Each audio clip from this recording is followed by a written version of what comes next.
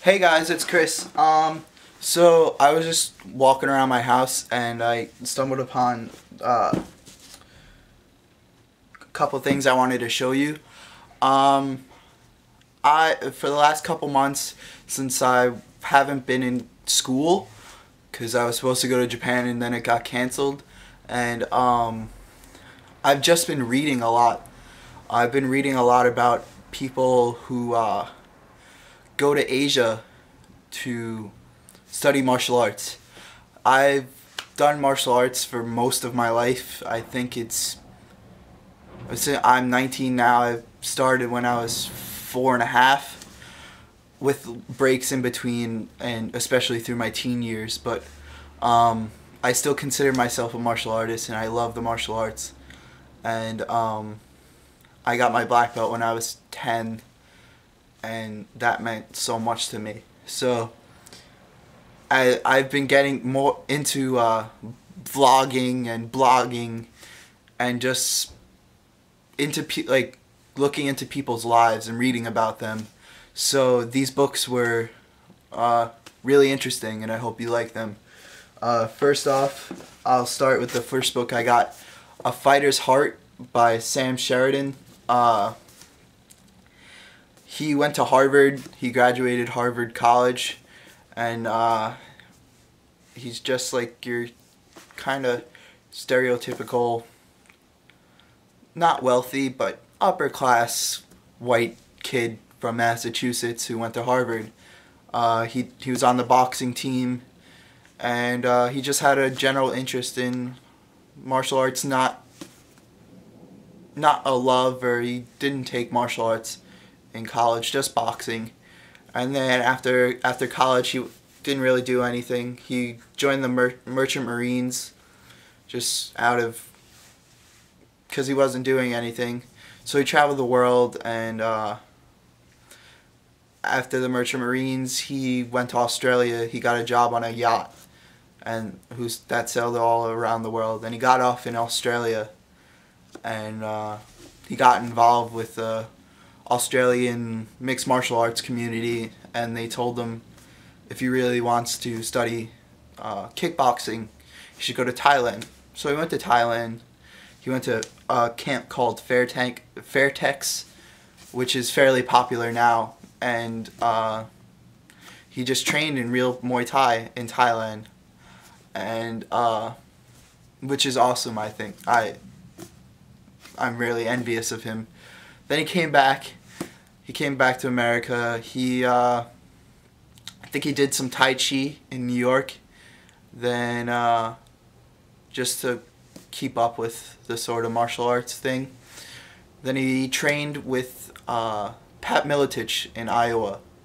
Pat Miletich is a big time mixed martial artist and mixed martial arts trainer. So he fought a second match. He fought in Thailand. He did a Muay Thai match there, and he fought a Japanese guy, Japanese karate guy. I think he was Kyokushin or something, or Shitoru, or some traditional full contact karate. A lot of Japanese come back and go to Thailand to train before their match, just to test out their skills.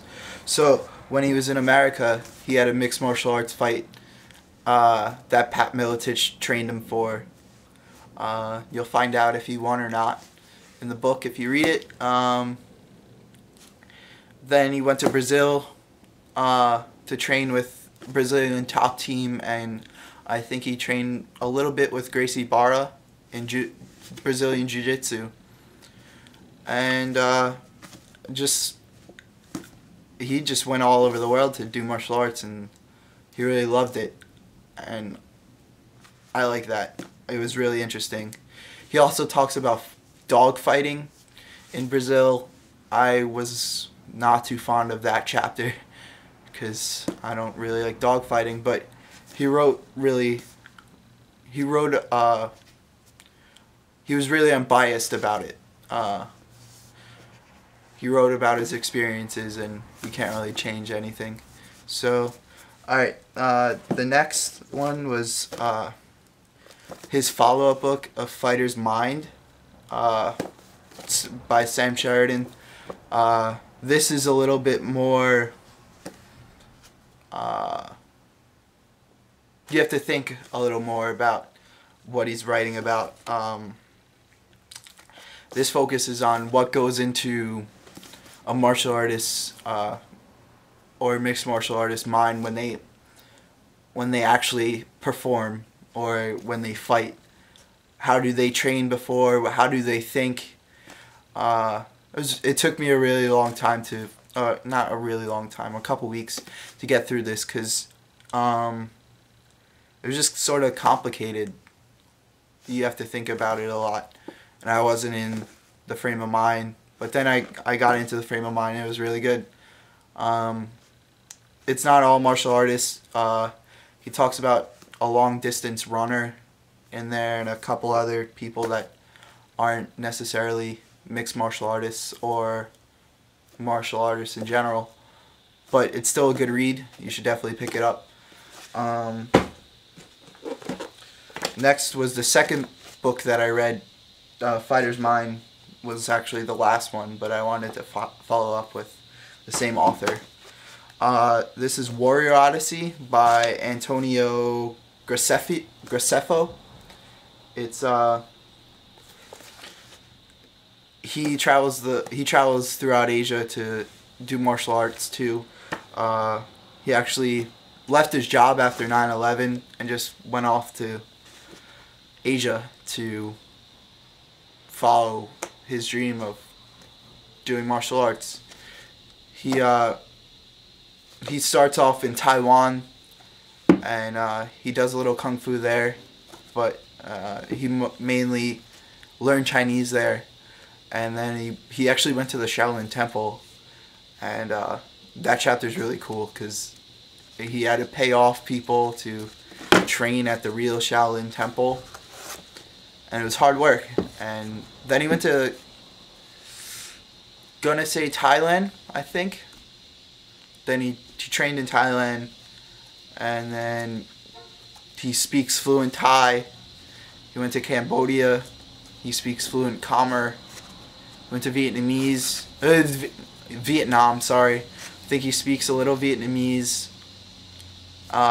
He went to the Philippines to learn Arnis and a couple indigenous martial arts of the Philippines.